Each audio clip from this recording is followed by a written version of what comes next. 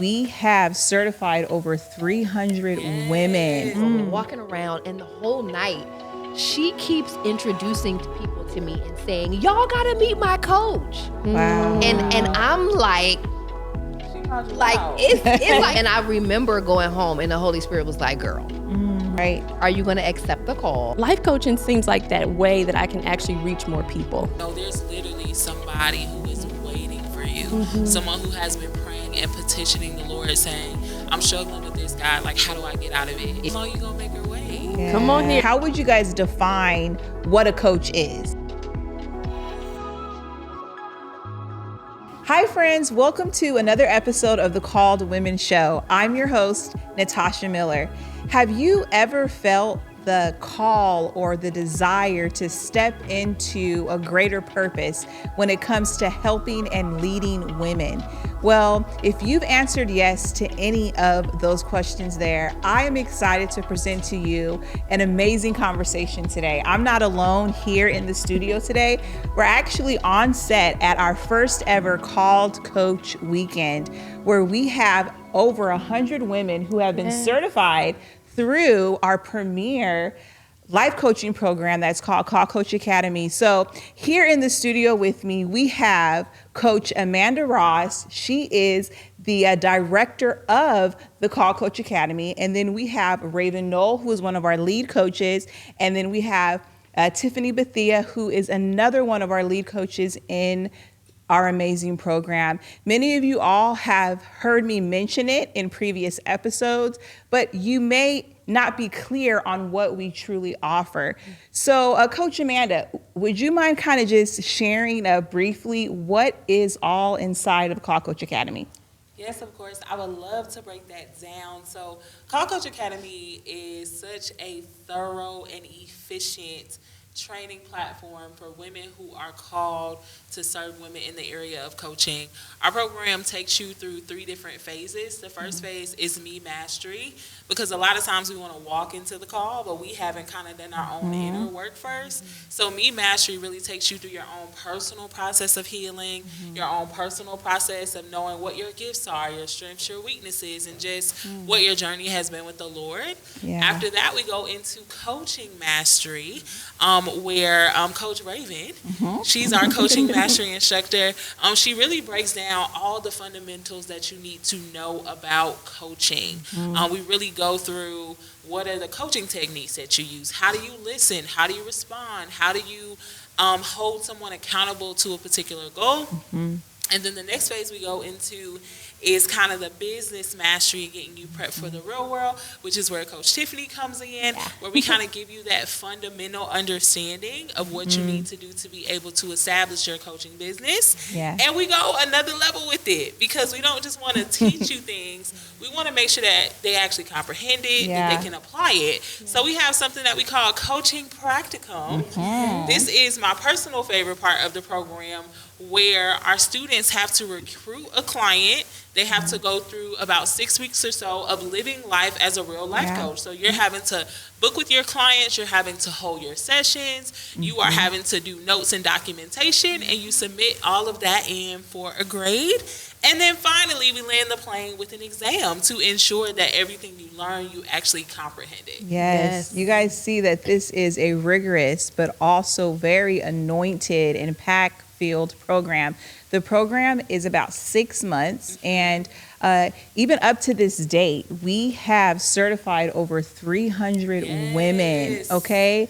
So I'm just so honored to have these amazing ladies here in the room with me, because with Called Coach Academy and Called Women, we really do feel the mandate to really help equip you practically to finally say yes to your call, yes you, for answering and being obedient unto the Lord to help women transform from the inside out. So in the beginning of this episode, I shared with you guys that, maybe you've been thinking about getting into coaching. So I thought it would be a great idea to have us all kind of share, what is our origin story? How did the Lord nudge you? Did he give you a dream? Were you rebellious? What happened? What was that moment in your life when you knew that it was time to now step into the full call of becoming a certified life coach? Well, you called me out.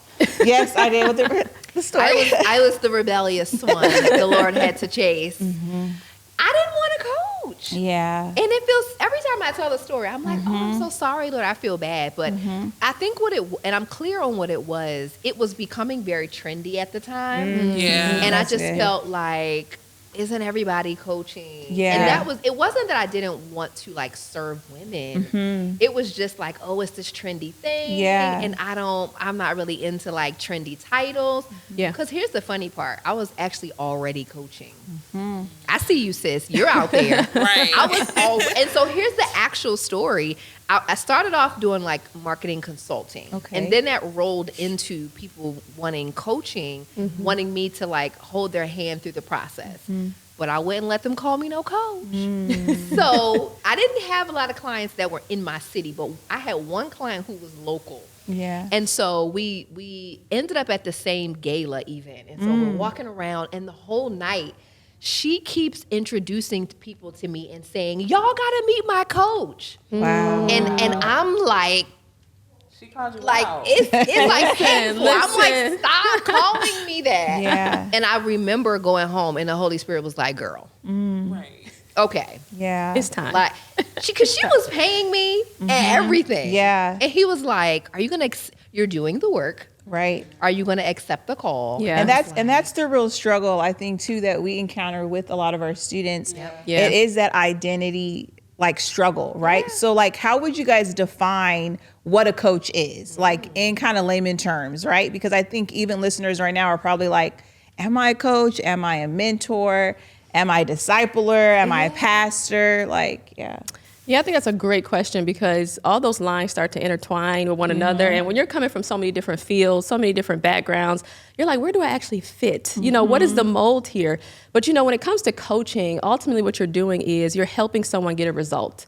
So something that you've processed through, something that you've become an expert in, something that you're skilled at, you're able to help them get a result. And so you're taking an individual from point A to point B, and you're really being that support system for them. You're really being that, cheerleader. You're really holding their hand. You're helping to process through inner barriers, mindsets, thought processes, insecurities, fears, all that type of stuff. And so it's really not as big as we make it. We make it very complex.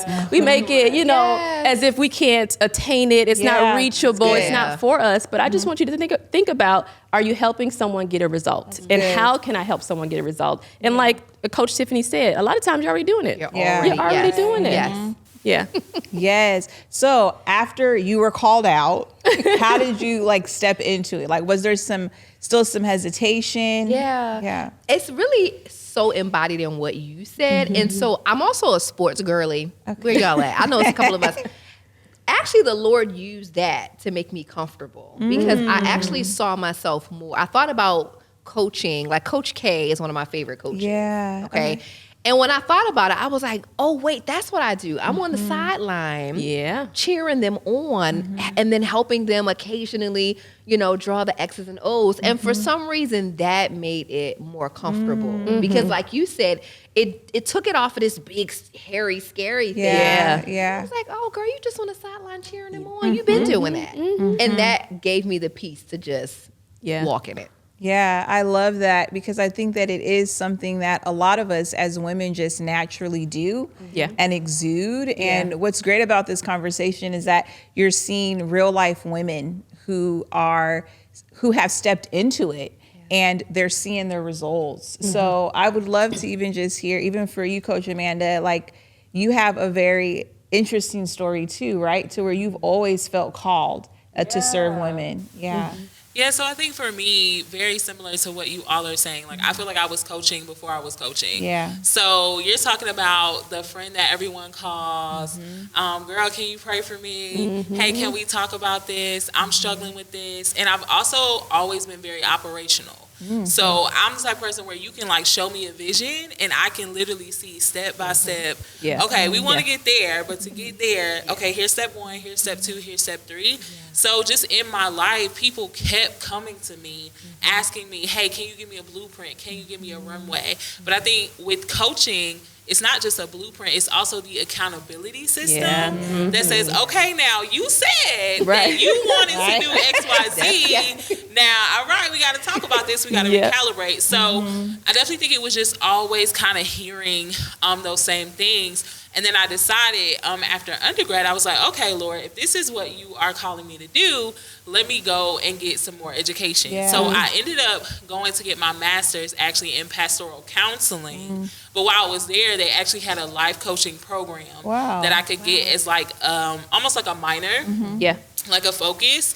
So I ended up doing that, and then just kind of one thing led to another of me just coaching. I've coached in like the space of like teams and, you know, helping, you know, different employees kind of get through some humps and some different things. Also in the space of women, of just helping them kind of overcome the mindset piece of, hey, God has called me to do this, but I'm not like so-and-so, or I'm insecure about this, or I got to get 50, 11 more, you know, people to join me to be able to do something, and just being able to give them permission through the encouragement, the blueprint, the accountability. So for me, it was definitely like, I feel like coaching told me I was a coach.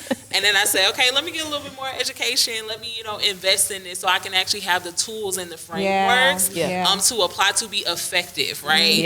I think sometimes we have gifting, but for you to be effective, a lot of times you do need that additional like training. For sure. You know, to go beyond, give to actual effectiveness.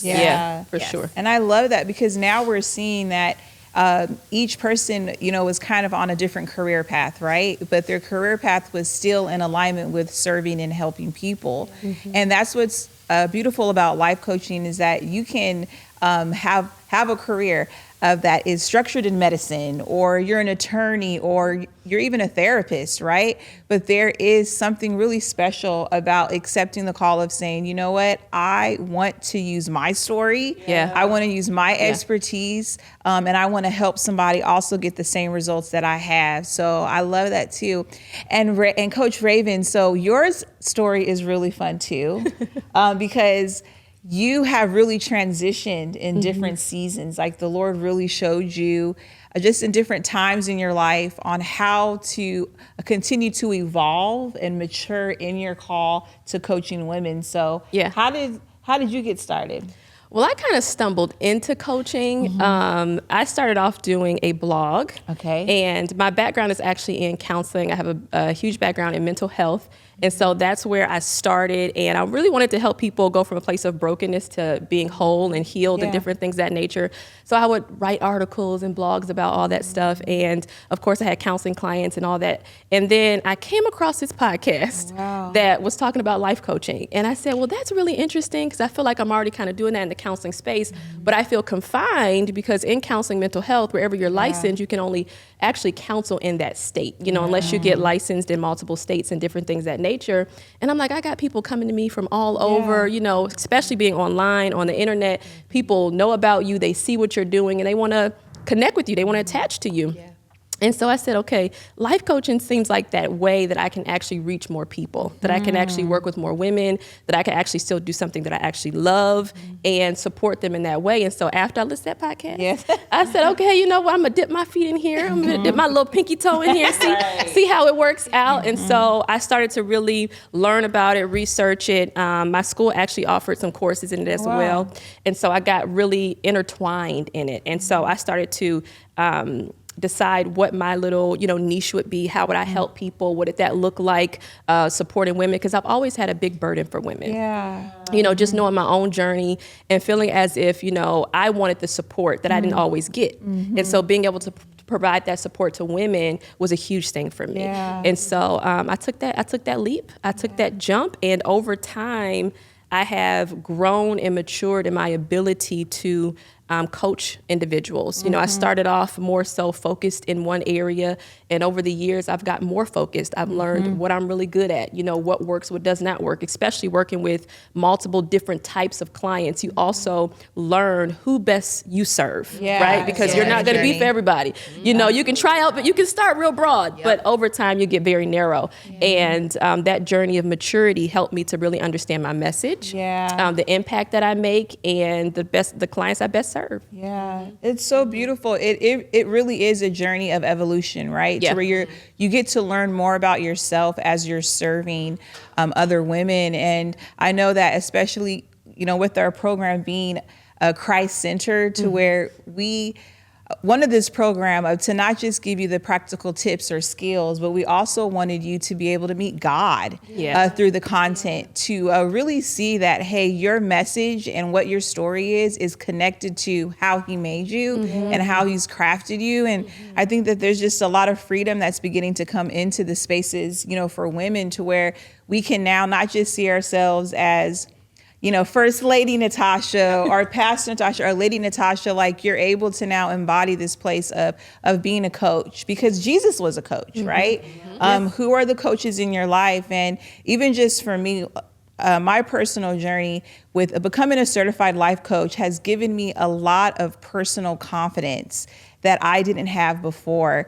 And many of you guys, through our Call to Women masterclass, and even just through some of our content, have shared that even just getting your certification has been a confidence booster for you, because in past seasons, just like me, I didn't complete college, right? And that was something that was kind of looming over my head, and that was affecting my identity and my call. And it was also keeping me from stepping outside and doing something that was public and challenging, right? But once I got certified, I realized that, man, there is space for everyone, and that formal education may not be for every single person. Maybe you are older and you've raised a family, and now you're ready to go back, and you're ready to now start using the gifts that you've been stewarding over the past 20 plus years of your life. Or maybe you're a woman who is just like, hey, I don't feel called to this traditional setting. I really just want to go after this specific niche or these specific people.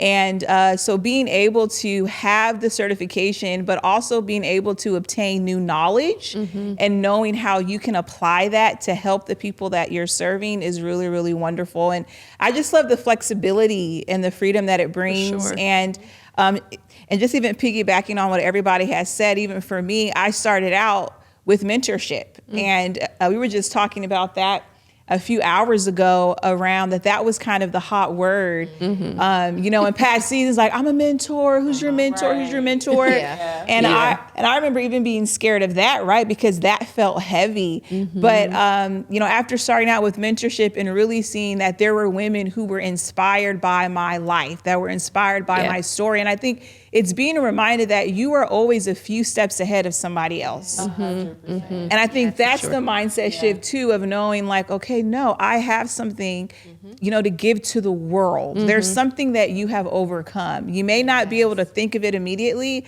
but being able to be a part of a program like Call Coach Academy, we're able to create the space in the room and the tools for you to begin to rediscover who you are and what those hidden gifts and talents are. So you guys, this was just an amazing conversation. Is there any last words that you guys want to leave with our audience today? I think there's so much noise around purpose and calling and assignment and all of these different things. And it will probably seem like a given, but I think it's not. That's true. To seek God first. Not after doing all the other things, but really seeking God and lingering there, which was something I had to learn. Not to just seek him one time, but to really keep seeking until I got the fullness. So for that person who's like, I think I know, I don't know. Don't just try to Google it. Don't just try to take the webinar. Do those things, but do them in conjunction with really seeking the heart of the Father. I think that would be my last word to someone. And to add to that, I think that we do a horrible job at this. And we often disqualify ourselves. And we look at our lives, we look at our personalities, we look at if we have an educational background or not, we look at time, we look at family commitment, and we start to disqualify ourselves from places and spaces that God has called us to. And so I would definitely say, if you are that woman who you listen to this podcast and you start to say, well, can I, should I, maybe not now, maybe I don't have it. Don't disqualify yourself before you even start. You know, go ahead and take that first step and just see what happens, right? I always tell people, what's the worst that can happen? That's the worst. Right? What is the worst that can happen? So don't disqualify yourself. That's what I would add. That's real good. For sure. I definitely think what's coming to mind for me is just that there is a woman who is waiting for you. Oh, that's good. And I feel like people say that sometimes it's like oh, there's somebody waiting for you. You better like get on it. But when I say it, what I mean is like, no, there's literally somebody who is waiting for you. Someone who has been praying and petitioning the Lord saying, I'm struggling with this, God. Like, how do I get out of it? What's my next step? What's my path? Lord, I feel like I've gone here, I've gone there, and I haven't found a solution. And she's literally waiting for you to fully step in the call and say yes. And how long you gonna make her wait? Come on here. I think that's the, really, truly, like how long will you make her wait? And I think to what all of you all have said of like praying and seeking the Lord, and then also on the like qualification piece. I think as women in general, we count ourselves out so much. So true. Like some of the women watching this podcast, y'all are the most qualified, most educated, most experienced having. But then we'll be like, I don't know if I can do it. Like you can. You definitely can. Yeah. You guys, this conversation was so rich to our souls, you guys. I pray that you guys were blessed and encouraged. So if you were blessed from today's conversation, we want to personally invite you to take that next step of faith, that next leap of trust in answering your call to become a Christian certified life coach. We have personally, exclusively recorded a private podcast called From Calling to Coaching, and it is an exclusive private podcast that our team here of lead coaches personally recorded to help you dig deeper into truly discovering and being confident and affirmed in your call to become a Christian certified life coach. So we want to encourage you to sign up and join us on this journey. You can simply sign up by clicking the link below.